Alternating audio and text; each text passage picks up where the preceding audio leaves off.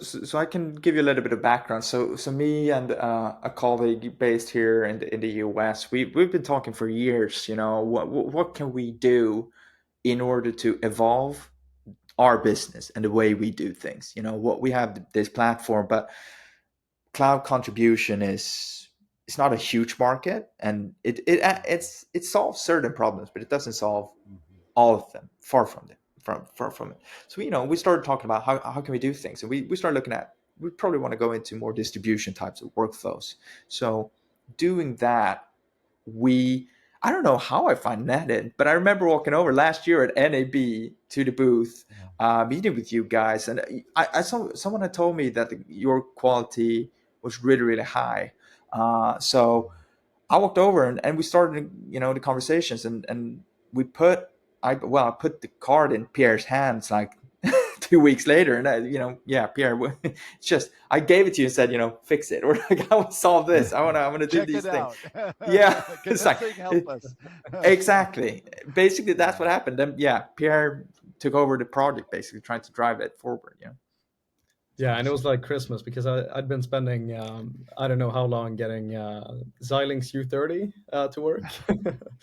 So some interesting, We've GitHub. we've heard about that card, and we've heard Yeah, similar sentiment. GitHub Anyway, archaeology and building your own images. Lots of fun things that take you weeks. Yeah, it was great, honestly.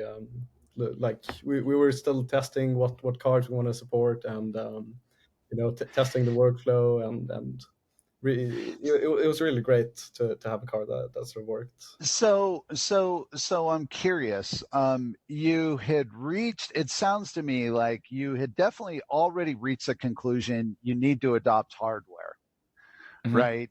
Because you were testing the other guy's card, you discovered ours. I assume you looked at GPU as well, or did you bypass GPU for cost or other reasons? No, so we're doing GPU as well, but Yeah, it's always a bit annoying to have to buy the entire GPU die, and then you only use yeah, like the tiny yeah. NVENC encoders on it. Um, So that is, I think the market is, I'll say, finally waking up to that. But again, that's kind of one of the biggest rubs, with GPU architecture.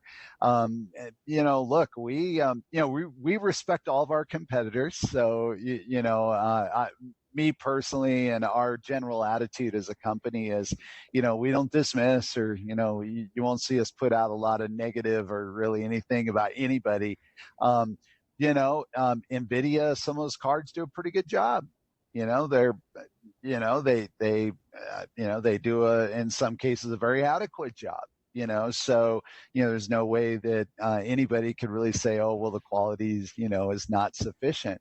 But the big problem is that it is a GPU. The video IP is roughly, it depends on the product, but it's about 15% of the chip. mhm.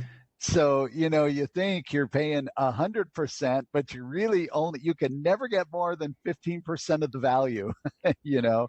And so that right there, just economically, it just sort of hits a wall for a lot of people. And, it's why when we looked at, building this whole and building the VPU category, the video processing unit category, it was that revelation where it all started. Is like, wait a second, if you are in video and you're using this for video decoding, video encoding, and other processing, scaling functions, and eventually color space conversion, and different things that we need to do, right?